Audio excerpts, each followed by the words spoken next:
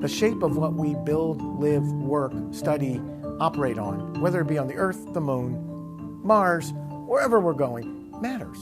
Knowing that at a scale where we can understand what's going to happen, what has happened, and predict what could happen is really important. Laser altimetry, as developed here at Goddard, went from an idea to try to capture that into something we can actually do.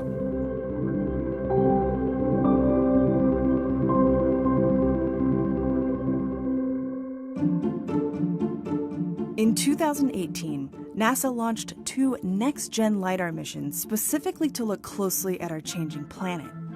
But if over 3 decades of Lidar missions taught us anything, it's that laser altimetry at Goddard is an evolution of technology, propelled by scientific curiosity in the face of almost certain setbacks. Take the story of the tree-measuring Lidar, the Global Ecosystem Dynamics Investigation, or GEDI. GEDI had its genesis really in all the innovative work that had been done with LiDAR at Goddard. Some of those innovators, this was Jack Buffton and Brian Blair at Goddard. Brian had an instrument called Slicer that was flying around taking these cool LiDAR transects. And then they put an instrument up in space, the shuttle laser altimeter, and I saw some of that data. I thought, wow, this is really cool. We've never been able to look at canopies in 3 dimensions like this. There's certainly got to be some applications to this. The shuttle laser altimeter was the first real test for LiDAR and provided the momentum for MOLA to take on Mars. But it also gave us a glimpse at what LiDAR could measure on our own planet. And so the push for the Vegetation Canopy LiDAR, or VCL, began. It was a really innovative mission. We were trying to do something that hadn't been done before, but we were optimizing it for vegetation. Vegetation is very different than if you're looking at ice, or if you're looking at Mars, or if you're looking at the moon, because you have to have enough laser power to get through the canopy and get a strong return underneath the ground. The VCL team could build lasers strong enough, but they couldn't get them to last very long. And that proved too risky for a very cautious NASA in the 90s. After that happened, we focused on the airborne LiDAR program. And this is again with Brian Blair using a really innovative instrument he had called ELVIS, the Land Vegetation and Ice Sensors, I believe it's called. If you really want to get down to really high resolution and looking at the sort of landscape scale changes over the Earth, you need a swath mapping system. So sort of in the mid-90s, we started working on ELVIS, and we really worked on that in large part because people said it couldn't be done, and it's really kind of drove us to see how much we could get out of that system.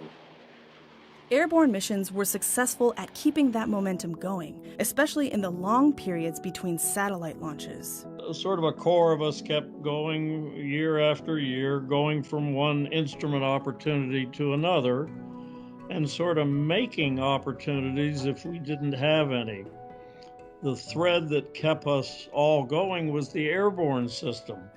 Airborne LiDAR really plays a role at helping us understand how things work in real world settings. Yeah, it's definitely the best way to go, is to build the hardware, get some data over real terrain, and actually show that it meets the requirements, that you can scale it to space. But along the way also, as we were collecting those data sets, we were releasing those publicly and letting people experiment with them and get comfortable with them. Dubaya, Blair, and others leveraged the success of ELVIS to propose a new satellite mission, Destiny, a combined radar and LiDAR mission that could see through clouds down to tree canopies. However, NASA budget cuts sidelined a couple of Earth science missions, and Destiny was grounded indefinitely. And that was a devastating blow, because we'd now been trying from 1995, and now it's 2010. We've been trying to get a LiDAR that was meant just for vegetation structure into space, using the best people in the world who are at NASA Goddard to do this. And at that point, I've been doing this 15 years, maybe I'll just quit. But of course, we really didn't quit. So we said, well, let's look for another opportunity. That opportunity was on board the International Space Station with the GEDI instrument. GEDI wasn't just another successful LiDAR. It was the end of a very long road, hard fought by scientists and engineers, dedicated to pushing the limits of what LiDAR could do. We've been really pretty happy about the success of GEDI thus far. GEDI, again, is the first LiDAR that's been in space that was optimized to measure vegetation structure. And it's created an enormous amount of data. We've conservatively done about 10 billion estimates about getting those tree heights and getting that canopy structure. But ultimately, we really wanted to get at the carbon content. What role do forests play in the carbon cycle? GEDI has been steadily gathering data, chipping away at the global question of just how much carbon dioxide trees take out of the atmosphere, a big piece of the climate puzzle. The current LiDAR missions are all about building on the past. Things that we, in fact, have only just begun to think about from pictures, now we have the third dimension. ISAT will add the third dimension. ISAT-2 adds the third dimension, the elevation. Pushing the technology to get at deeper science questions. And so came the next generation of ice-focused laser altimeters, aptly named ISAT-2. Its single instrument, ATLAS, was designed to precisely measure small changes in the shrinking icy poles of Earth. To get down to that level of accuracy from space, everything had to be much better. It's this story of these incremental improvements through time, and with each mission you're leveraging the lessons of the last mission. It wasn't a short process for ISAT-2, even though we knew a lot and had learned a lot over the last 20 or 30 years. Each mission, has its own challenges. All of the easy missions are done, as they say. The first iteration of the instrument was going to be very similar to glass. As it turned out, the group that wanted the more complicated instrument won. So then they came back and said, okay, instead of digitizing a 40 hertz or 50 hertz laser or whatever, we're going to fire this beam to the ground and then individually time tag each photon that comes back. There were so many requirements, there were so many constraints.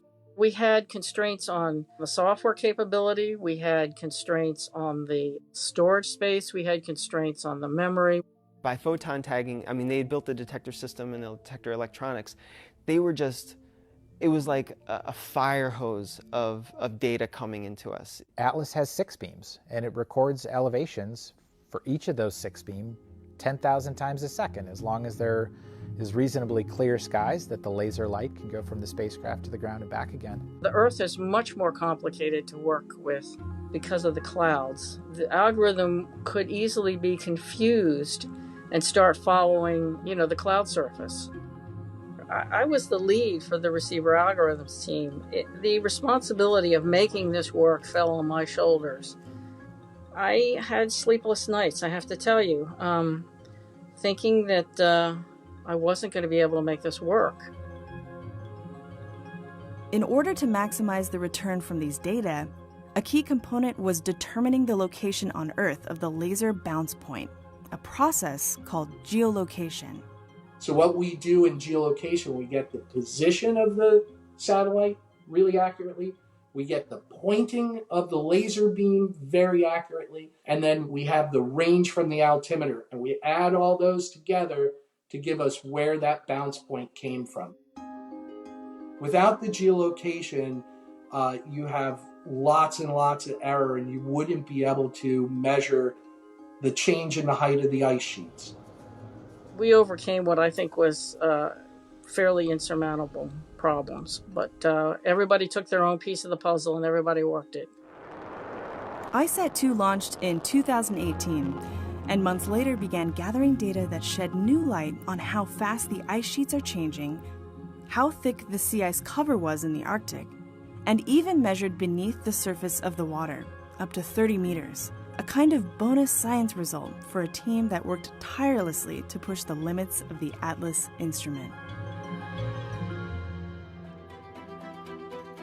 So you cannot just build just one LiDAR. You need a sustained team who's been building LiDAR for some time.